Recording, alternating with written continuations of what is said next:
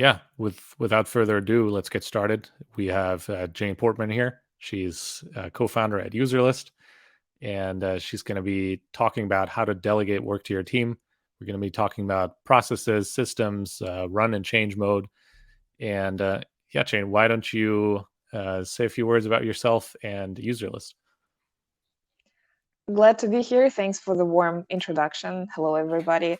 My name is Jane. I'm a co founder at Uselist. It's an email automation platform for SaaS businesses, a bit like your old Custom.io or even MailChimp, if we dare compare them, but targeted specifically at SaaS businesses. We understand customer data and do other things really well for this narrow circle of companies, which isn't really narrow.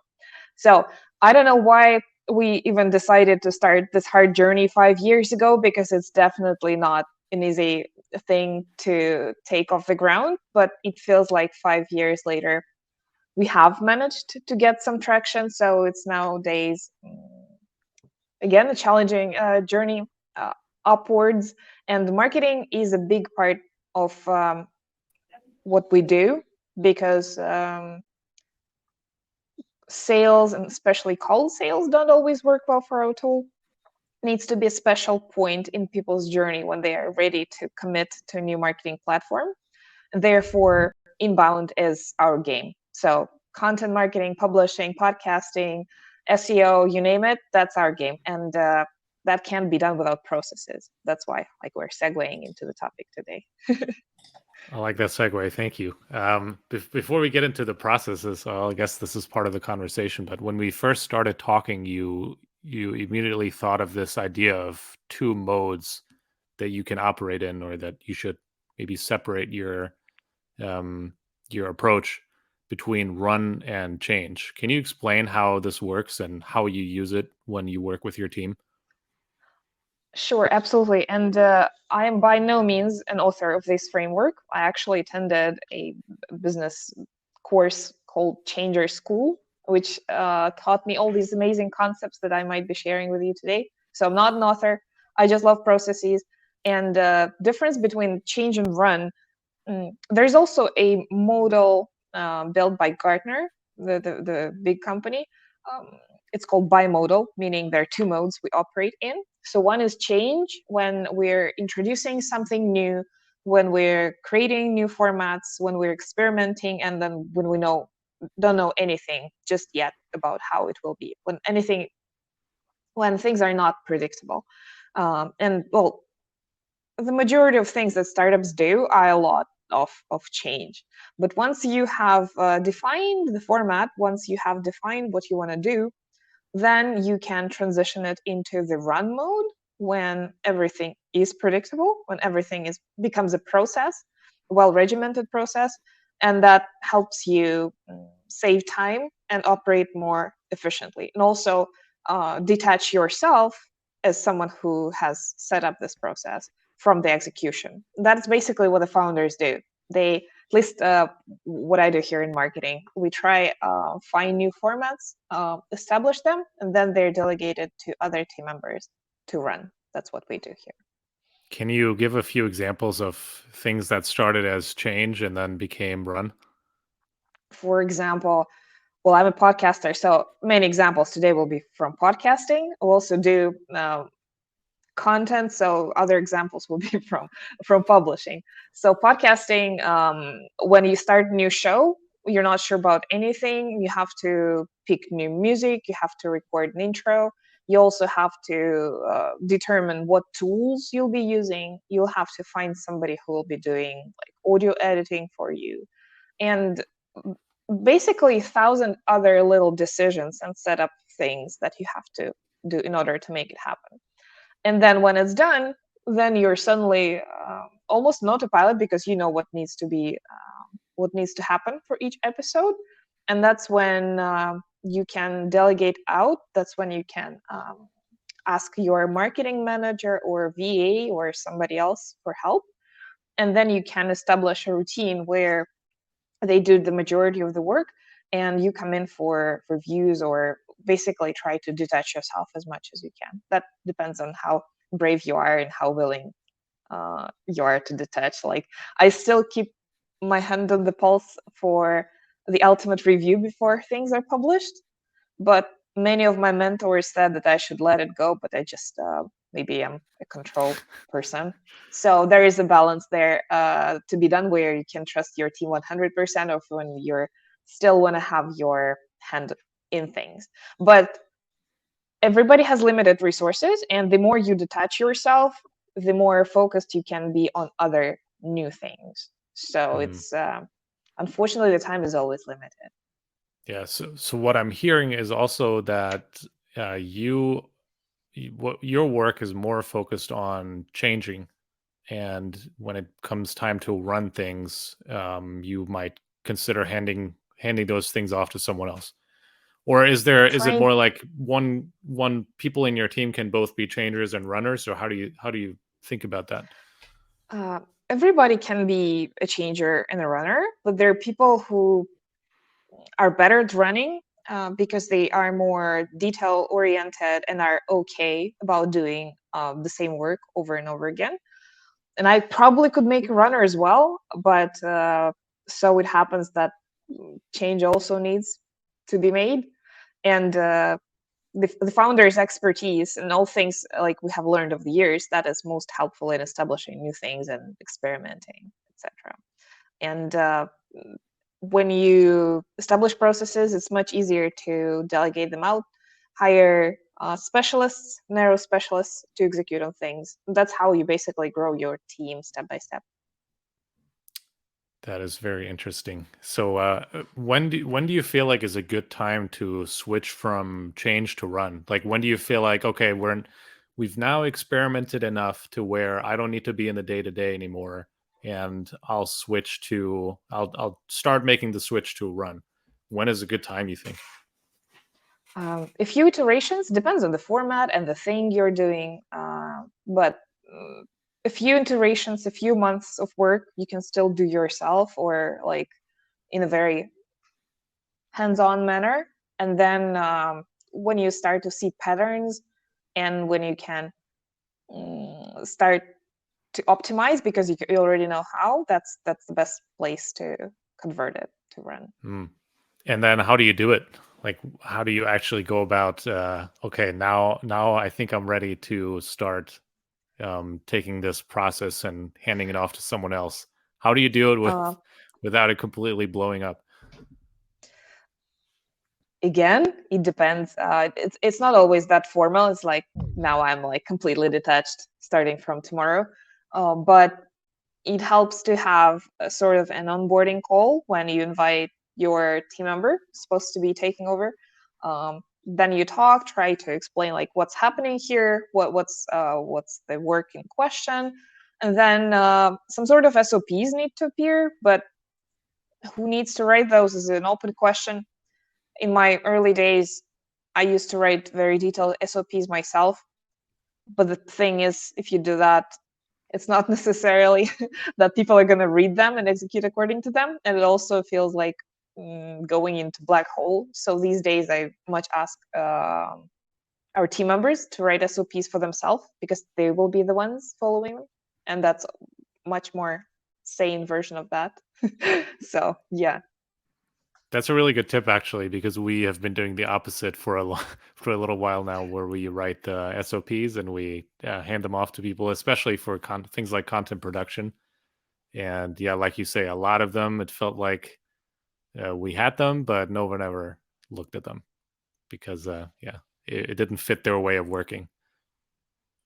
With content production, I've had this this thing that never became a reality. When you write a brief, well, when you get a new writer on board, let's say you give them the first brief, but also you give them sort of a well-rounded recap of what your business does and the ecosystem we operate in and the key like vocabulary and other things. So I would like share um, the top 3 podcast episodes they need to listen and this article they need to read in order to become a well-rounded email marketer. That is just so ridiculously unrealistic. Uh, it can maybe work with team members. For example, Katarina, who's here. She has actually consumed some content when she was onboarded, but that was over the course of a few weeks. And that's because it's her job, not because I just plugged in some content into somebody and suddenly expected them to be well versed in what we do. So, yeah, that never worked for us. Hmm. What kind of tools do you use? Because I saw some people using things like Notion, Coda, other kind of, I don't even know We what you run call on those tools. Notion.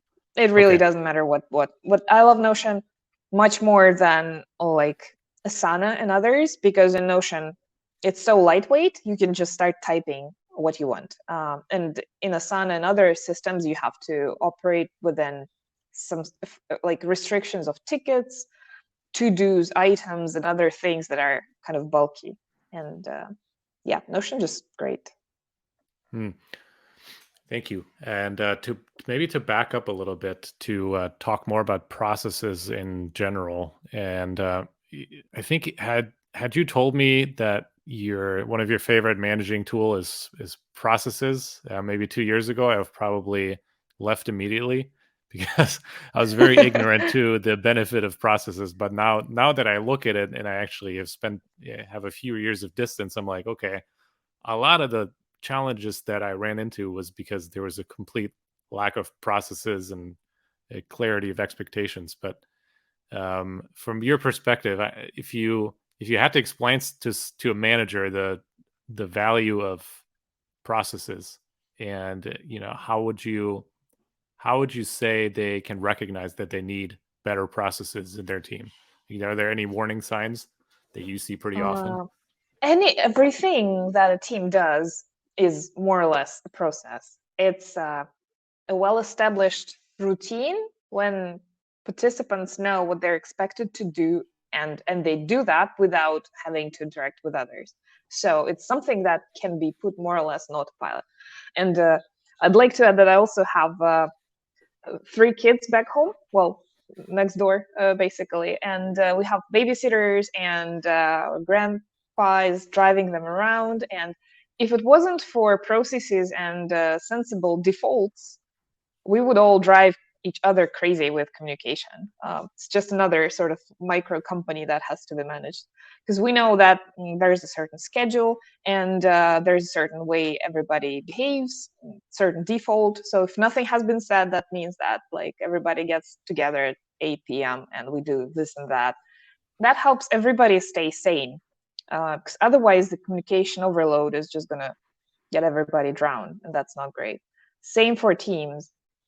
You just know there is a mode we operate in, and if nothing happens, and some of the new team members, they like the way our Slack is relatively quiet, because we don't arrange things all the time. We just solve specific questions there. And in terms of like how everything operates, hopefully each team member can operate in a way that doesn't involve pinging others 24/7. So Aside from documentation, how do you implement processes, or how do you make them run more smoothly? Do you use any kind of other tools? uh, Katarina okay, says there's that's true. The quietest Slack ever. Sounds very well, nice, actually. I borrowed this sentiment from Katarina, so yeah. uh, I didn't know that's a benefit.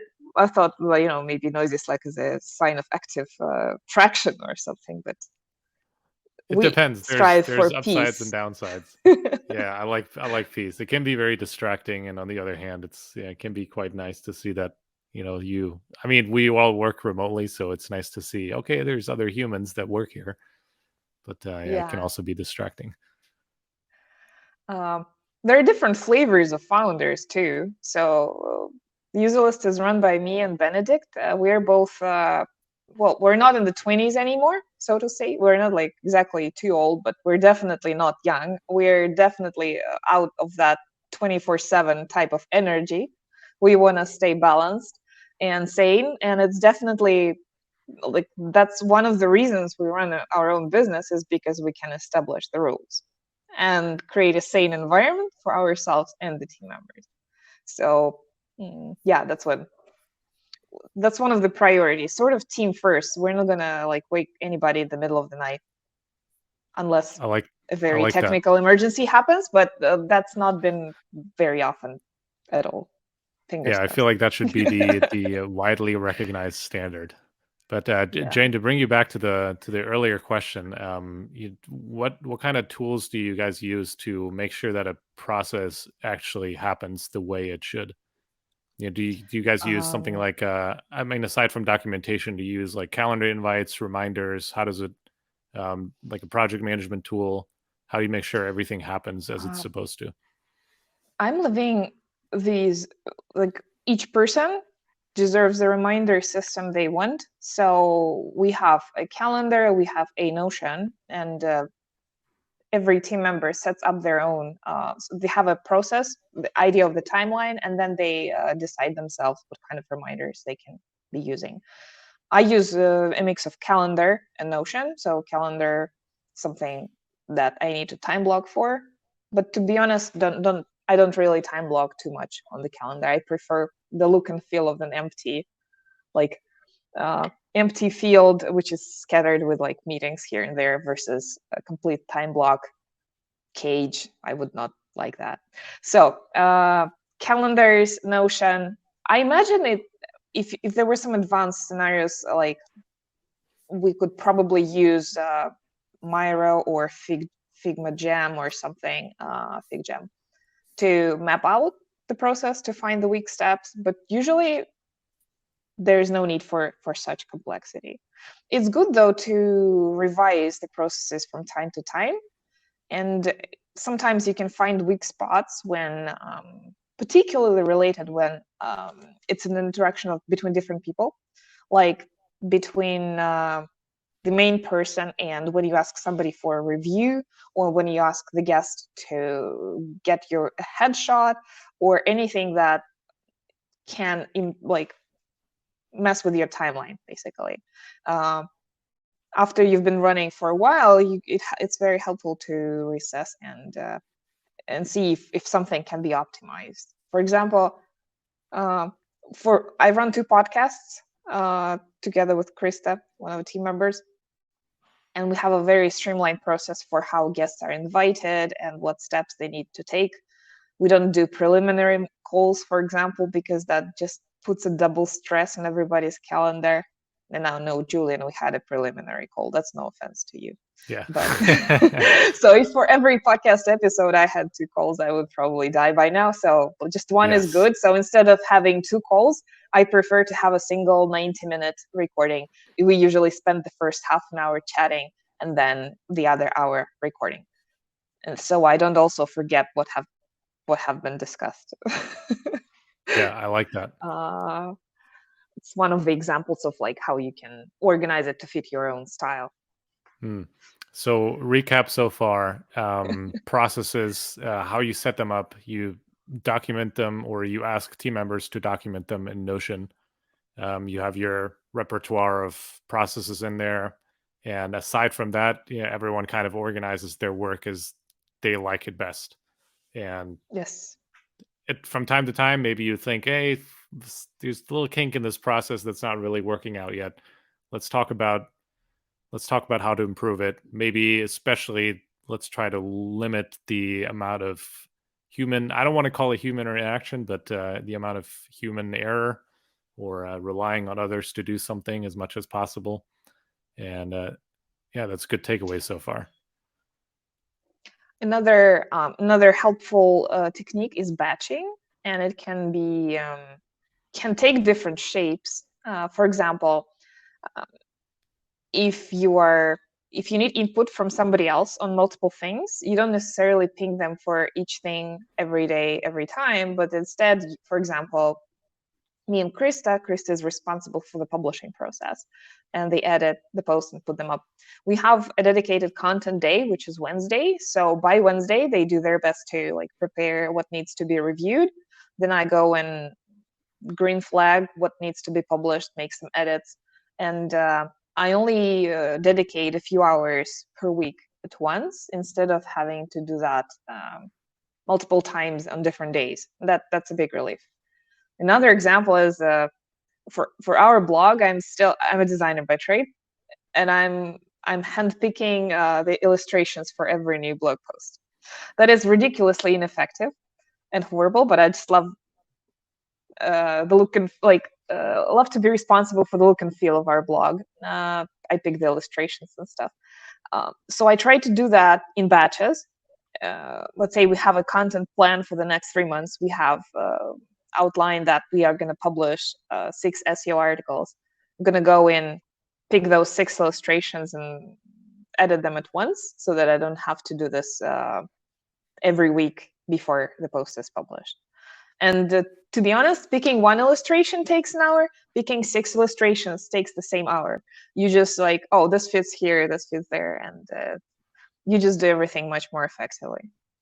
I like that. We did something similar with when we first started creating content for our blog, which again, I had you asked me a year ago or two, I would have said that is absolutely crazy. But I think I was just too lazy to plan, to put in the time to plan really far ahead.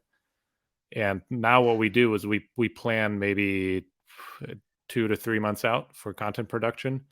And Yeah, yes, it's like a week worth of work that sometimes it's a lot, but after we've done it, it makes everything run so much more smoothly because exactly. we can also ask writers, when are you available, and then we assign content ahead of time. We're not last minute scrambling to find people to write the content. It gets there mostly on time. um, and yeah, like you said, you can also plan ahead on and batch the things that you're responsible of. Exactly. And I know you have a vastly different scale of content productions. How many writers and how many pieces do you publish per month? Tell us. Per week, we aim for 6. Oh my God. So I think our approach is Kudos. fundamentally different to yours. So I think we went for scale kind of immediately, and are adding the quality as we go. I think it's something that we struggled with in the beginning, and now is getting better and better with each set of blogs that we write, and then we go back and edit some things. But yeah, it's an interesting approach that's working okay so far. We've been able to cover the majority of the keywords we wanted over the last year. So now we're a bit more after the quality, and it's sort of a personal quest to figure out what makes content really awesome. Hmm.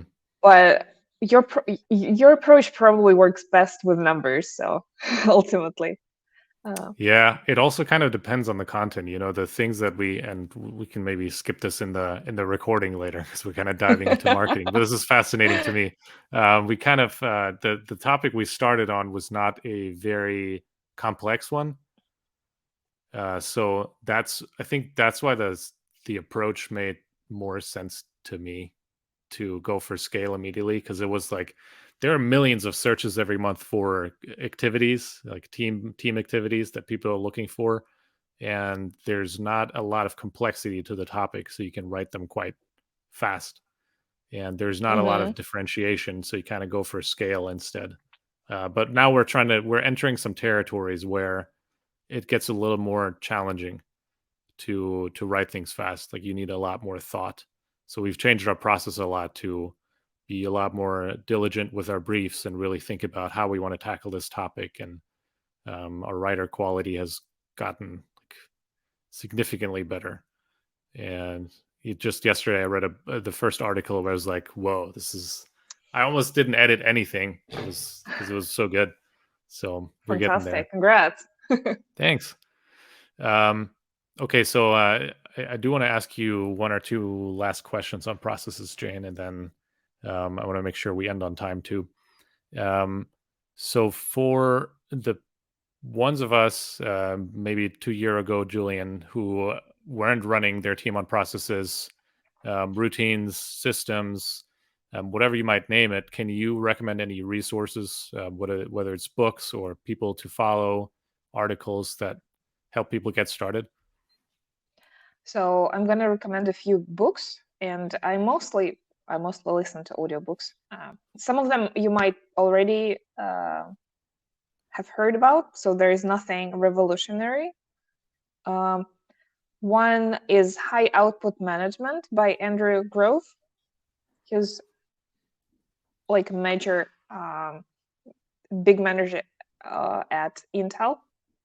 He just goes through the classics of management really well. It's like a fundamental book. Another one I'm listening to at the moment is called The Great CEO Within. It's more like a recap of startup processes. I can't vouch for the whole book, but the beginning is really cheerful. I like the beginning. It says like no company should go beyond 6 people until they get to 1 million ARR. I'm like, interesting. That is very That would be interesting. lovely to get to 1 million with 6 people. I I would was love gonna that. say checkbox for you or no? Oh no, Okay, we're not $1 million business just yet. Not just yet. that's okay. We're not quite there yet with Komada either. So, um, and then I really like that, by the way, because it's really good resources that I want to check out after, especially high output Um, management. I haven't heard of that one before. Two more books, if you allow me. Oh yeah, yeah, yeah. Crucial Go for it. Crucial Conversations. It's like an all-time classic by Carrie Patterson. It's not exactly about management, but it's a lot about conversations with people and the hard ones. It's brilliant. And the one it's called Anti-Fragile by Nassim Taleb. That's zooming out to philosophy a little bit, but it helps people think about the unplanned circumstances well, like the black swan sort of strategy and stuff. And in 2020, 2022, that's all very helpful and very timely. So Nice. anti-fragile, it's a great concept. Well, thank you for sharing everything that you've shared with us today about processes, Jane. This was very Yeah. interesting, and I wish again that 2 year ago Julian could go back and listen to this. Maybe just one last thing: where can people find you if they want to learn more about what you do and the things that you talk about? Head over to userless.com. That's our company website. You will find the podcast we run that's called Better Done Than Perfect, and the blog with the custom illustrations. You can also find there. My personal website is uibreakfast.com, has a pretty old design podcast on there, and my Twitter handle is uibreakfast as well. Thank you, Jane, for coming on, and thanks Excited everyone to for be joining. here. Yeah, thank you.